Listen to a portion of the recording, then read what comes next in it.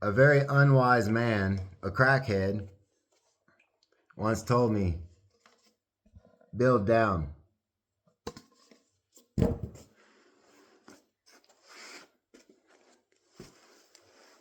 I puzzled over those words for a long time.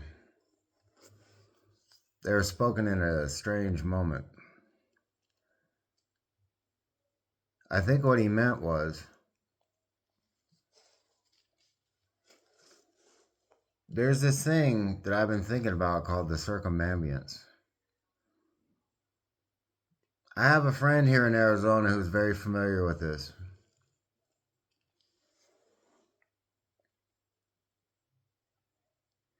I'm going to talk about something called purposeful gaze and about how you can stay in the circumambience. I'll talk about the circumambience and what it is.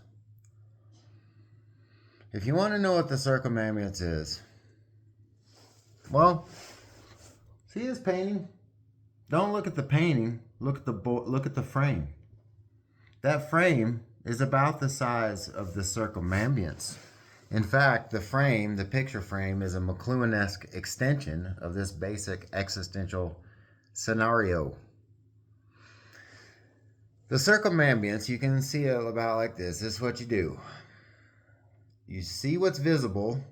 It is circular. It is in the shape of a human eye, if you really think about it. It has a border. That's what's called the peripheral vision. When I say the circumambience, I don't mean the room I'm in. I mean that which is perceivable by my vision. That is the circumambience.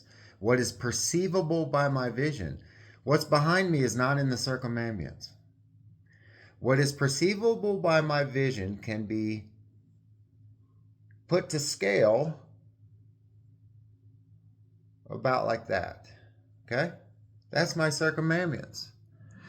Ladies and gentlemen, this is the only thing I will ever know.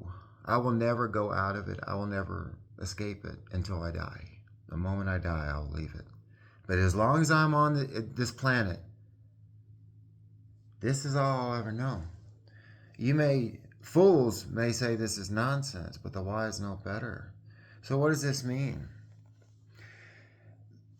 It says, Gautama Buddha said, with your thoughts you make the whole world. I was puzzled over that. Well, rather, I think the better way to say it is, with your thoughts you make the circumambience. I was just engaging in a rather poetic lamentation the other day to my friend here in Arizona about how sad it is that the universe is so small. There's just a few, a coffee cup, a couple socks hanging from the wall, a big nose, that and nothing more, just a little cone. And outside of this circumambience, the only thing I will ever know outside of that is an inconceivable void of cosmic nothingness. Okay? If it's not in the circumambience, it doesn't exist. So, if the only thing I'm ever going to know is this, it's like a painting stuck to my face. And it's 3D. It goes in. Okay? That's the circumambience. It's the only thing I'll ever know. So I tend the circumambience to the exclusion of everything else. If it's not in the circumambience, it doesn't exist.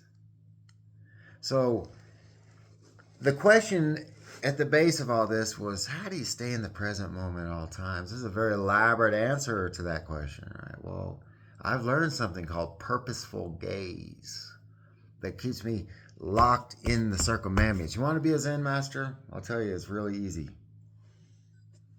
The Zen masters used to. Okay, let me tell you this. I think it was Lin Chi. Lin Chi was a mean old boy, man. You don't want to fuck with Lin Chi. You didn't want to fuck with any of these guys. Lin Chi, one time, he had relieved himself.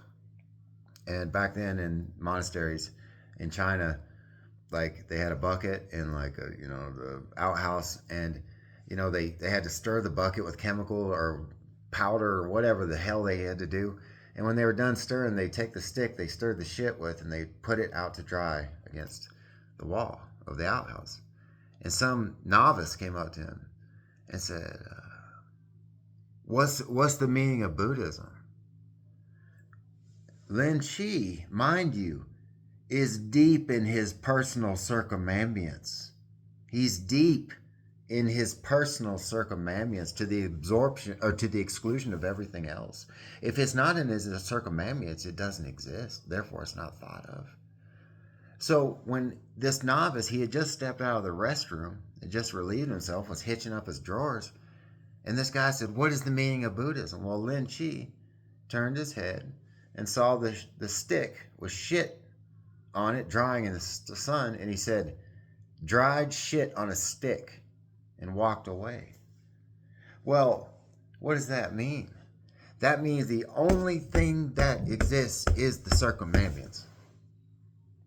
And if someone would have asked, if someone came up to me and said, well, what is the meaning of Buddhism? I say, oh, this the sloshing coffee cup. Yeah.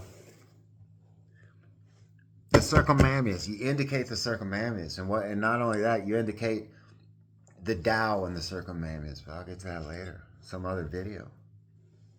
The thing that makes it unique, not the thumb, but the print. Not the thumb, but the thumbprint. That's the Tao. The Tao isn't the thumb, it's the thumbprint. So, what do I mean by purposeful gaze? How can all these techniques are things I can use to cement myself in the circumambience, in the present moment, right? So, in order to demonstrate this principle,